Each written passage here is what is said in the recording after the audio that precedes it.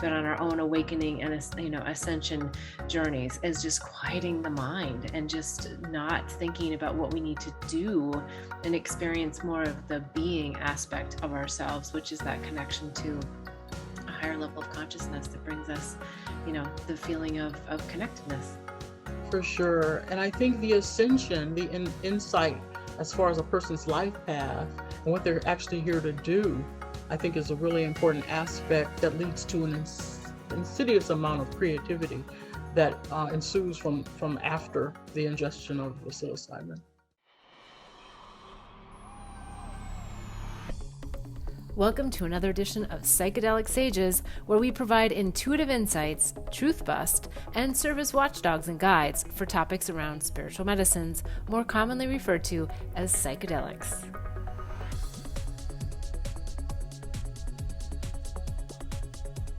Welcome everyone to another edition of Psychedelic Sages. I'm Beth Bell. I'm Stephanie Salt. And we're here to go back through some interesting data that's come about for psilocybin mushrooms. So if you haven't seen our previous video where we talk more about how psilocybin actually works, what it does to the brain chemistry, how it reduces the ego mind and expands you into consciousness, godlike consciousness, please go to our videos. You can click on the link below to find that. But this is a continuation looking more at the clinical data and the outcomes research that we see from a scientific perspective. So let's listen back to Roland Griffith, who is an expert in his field, doing a TED Med talk. We've continued this whole line of research over the last several years and studied other populations, the first of which are psychologically distressed cancer patients. So we've recently completed a study in 51 cancer patients with life-threatening cancer diagnosis who met clinical criteria for having a depression or anxiety disorder. These volunteers were randomly assigned to receive either a low dose or a high dose of psilocybin under double-blind conditions. Now, these results are still preliminary, but they're very promising. And what this graphic shows is the percentage of volunteers showing clinically significant improvement in depressed mood. The orange bar shows that 92% of those people who received the high dose of psilocybin 5 weeks after the session were reporting or were showing clinically significant improvements, much greater than the green bar that shows the effects after the low dose of psilocybin. The blue bar shows that the effects of this high dose of psilocybin are sustained out to 6 months. So about 80% are continuing to show clinically significant improvement. And in fact, in 70% of these, the symptoms have remitted to the normal range. We're showing similar effects for anxiety. These effects are really quite remarkable. What we're showing here is a single exposure to a substance producing substantial and enduring antidepressant and anxiolytic effects. Such an effect actually is unprecedented within the field of psychiatry. So we've talked about this before in other videos where this is really, it's not a be all end all cure. We're not saying that, but it really can have a tremendous impact and effect and be maintained over a long period of time. And it's also one of the reasons why it hasn't really been studied by big pharma, because again, as we said before, it's not patentable and it's not profitable in many respects. To bring people back and back and back like we do for most pharmaceutical products. 92% after such a long period of time. What substance do we know that does that? I mean, this is amazing scientific research. It's for the promotion of humanity and wholeness and wellness. I mean, the implications for society it's unbelievable what could actually come of this. So I'm aesthetically happy that, first of all, that this data is available, yeah, and it probably can be reproduced, and that so many people are going to be able to take advantage of this, and the implications for humanity is just endless. Yeah. As far as positivity, I'm absolutely just thrilled. Yeah, I am too. Let's take a listen to a little bit more. Another population we've looked at are cigarette smokers seeking abstinence. These are long-term smokers, multiple failed quit attempts. In our first pilot study, 15 volunteers, we integrated a cognitive behavior therapy for smoking cessation with our supported psilocybin intervention. In this study, volunteers had up to 3 psilocybin sessions. The first session corresponded with their target quit date. And this graphic shows urinary cotinine, which is a major metabolite of nicotine, over the course of the study. You can see in the first 5 weeks, volunteers are showing high levels of cotinine, and that's consistent with the fact that this is the period where they're learning the cognitive approach to smoking cessation. It's prior to their quit date. And we hit that target quit date, urinary cotinine falls dramatically, remains down. At 6 months, we have 80% abstinence rates. So like the cancer data, these data are remarkable because 6-month smoking cessation rates generally run in the order of 15 to about the best, about 30%. So we're now proceeding with controlled clinical trials. Another population I want to talk about are long-term meditators. So I've come to think of meditation and psilocybin as being complementary processes for investigation of the nature of mind. And in fact, neuroimaging studies show that they both produce similar changes in brain regions related to a sense of self. Well, if meditation represents the tried and true course for investigation of the nature of mind, then psilocybin surely represents the crash course. And in this case, we're interested in whether long-term meditators are showing beneficial or perhaps detrimental effects of psilocybin exposure. Again, the data are preliminary, but I can share that most long-term meditators find these experiences to be remarkably insightful, and they report beneficial effects to both their sitting and their non-sitting awareness practices, although none would claim that psilocybin is a substitute for meditation, which results in much more stable day-to-day awareness. Okay, so I love here that he's talking about meditators, right? So there aren't people that need, something for an illness.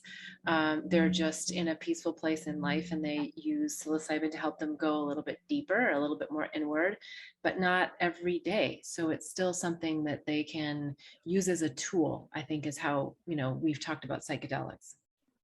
Yeah, this is really fantastic research. But I love, one thing I think is a little missing though, is that psilocybin will take you to the root cause of the illness. And I think once people see the root cause of what the illness is, that there's a sense of release from it. And I think it takes you deep dive into the soul. And I think that's really important to understand. When you get that insight, I think that's part of the healing process that psilocybin allows one to go into that space. And then when you come out and you release all of that, I think that's where the sustainability of happiness and wholeness comes from.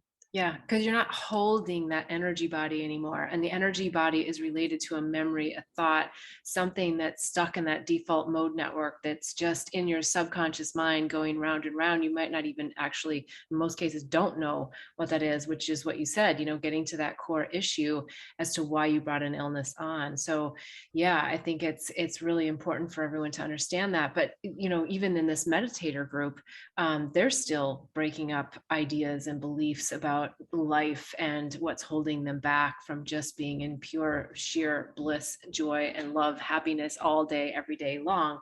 Of course, we still have things that happen to us in life, but the meditation process is something that I think a lot of us have struggled with over the years as we've been on our own awakening and ascension journeys, is just quieting the mind and just not thinking about what we need to do and experience more of the being aspect of ourselves, which is that connection to a higher level of consciousness that brings us, the feeling of connectedness.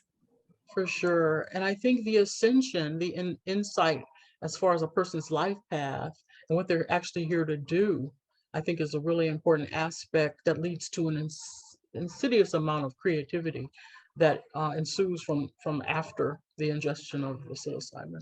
Yeah. Well, let's take a listen because he has a lot more to say. So stepping back, the basic finding here is that psilocybin, under these supported conditions, can occasion, in most people studied, mystical type experiences having positive long-term changes in attitudes, mood, and behavior. I don't want to conclude with 3 implications. The first is scientific. This is a really interesting effect.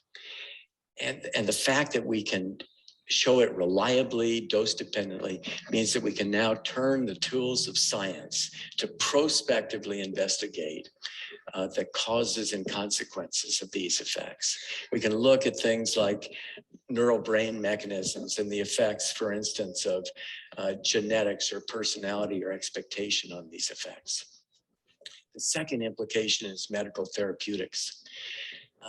Our data with cancer patients are being used by 2 private sector organizations now, the Hefter Research Institute and the Usona Institute, to ask FDA whether we can now proceed with large-scale clinical trial with the goal of seeking approval of psilocybin for treatment of cancer-related end-of-life distress. And obviously, ultimately, end-of-life distress is not limited to just cancer. In terms of the smoking cessation, our work and studies from other laboratories suggest that there might be very substantial application of this approach to treatment of addictions and quite possibly other behaviorally based medical or psychiatric disorders. And there's a very recent preliminary data suggesting the possibility that psilocybin may have treatment or may have efficacy in treatment-resistant depression. But the final implication, and the one that's most interesting to me, is this. The fact that psilocybin can occasion most people studied mystical type experiences virtually identical to those that occur naturally suggests that such experiences are biologically normal. And it raises the question, why are we wired to have these salient, felt to be sacred experiences of encountering ultimate reality, of the interconnectedness of all people and all things, experiences that are arguably provide the very basis of our ethical and moral codes common to all the world's religions? Well, I think there's something about the mystical experience that relates intimately to the very nature of consciousness. Just reflect on the mysterious truth that if you direct your attention inward, you become aware that you're aware.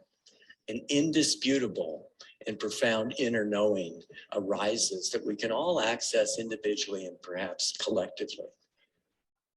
I think this inner knowing is at the core of our humanity. We recognize at some deep level that we're all in this together. And there's an impulse that arises for mutual caretaking.